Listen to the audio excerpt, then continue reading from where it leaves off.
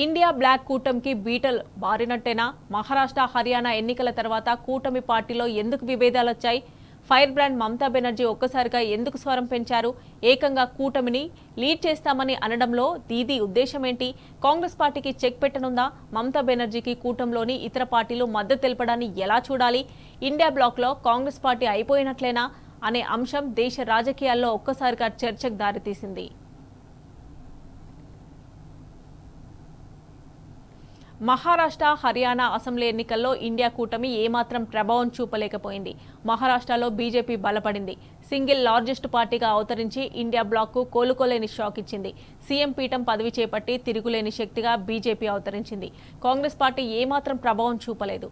ఆ పార్టీ పోటీ చేసిన సీట్లకు, గెలిచిన సీట్లకు పొంతన లేదని శివసేన అధినేత ఉద్ధవ్ ఠాక్రే బహిరంగంగా విమర్శలు చేశారు. హర్యానాలో కూడా కమలం వికసించింది.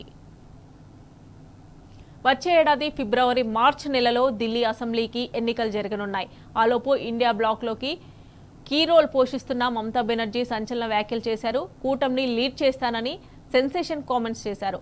ఇండియా కూటమిని ఏర్పాటు చేసిందే తామని చెప్పుకుంటున్నారు. కాంగ్రెస్ పార్టీ నాయకత్వాన్ని వ్యతిరేకిస్తూ దీదీ స్టేట్మెంట్ ఇచ్చారు. మమతా బెనర్జీ ప్రకటన తర్వాత కూటమిలోని మిగతా పార్టీ అధినేతలు స్పందించారు. ఇండియా బ్లాక్ను బలోపేతం చేయాల్సిన అవసరం ఉందని సమాజ్వాదీ పార్టీ అభిప్రాయపడింది.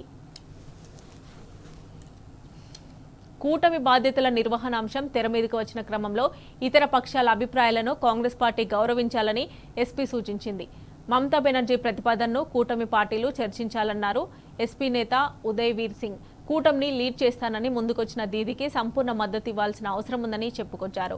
బెంగాల్లో బీజేపీకి దీదీ ఎలా పులిస్టాప్ పెట్టారో గుర్తు చేసుకోవాలని తెలిపారు. మమతా బెనర్జీపై సంపూర్ణ విశ్వాసం ఉంచి బాధ్యతలను అప్పగించడం బెటర్ అని చెప్పుకొచ్చింది. అంతేకాదు, మహారాష్ట్ర, హర్యానాలో కాంగ్రెస్ పార్టీ ఆశించిన స్థాయిలో రాణించలేదు.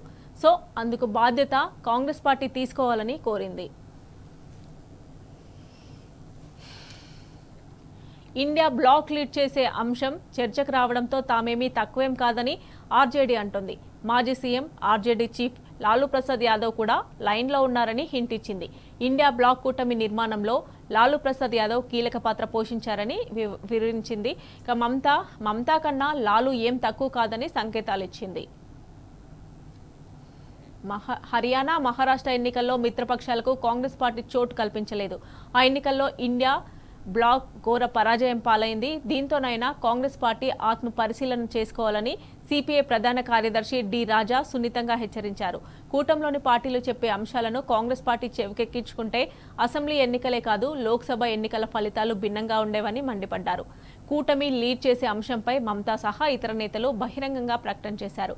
ఆ కామెంట్లను కాంగ్రెస్ పార్టీ ఎప్పటిలానే లైట్ తీసుకుంది. ఇక కూటమిని లీడ్ చేయాలని మమతా అనుకుంటారు, కానీ అది కార్యరూపం దాల్చదని స్పష్టం చేసింది. మమత చెప్పినట్లు తృణమూల్ కాంగ్రెస్ పార్టీ నడుచుకుంటుంది తప్ప ఇండియా కూటమి కాదని కాంగ్రెస్ ఎంపీ వర్షా గైక్వాడ్ స్పష్టం చేశారు. దీంతో ఇండియా కూటమిని కాంగ్రెస్ లీడ్ చేస్తుందని పరోక్షంగా చెప్పుకొచ్చింది. కూటమిలోని కొన్ని పార్టీలు దీదీకి సపోర్ట్ ఇస్తున్న నేపథ్యంలో ఏం జరుగుతుందోననే టెన్షన్ నెలకొంది.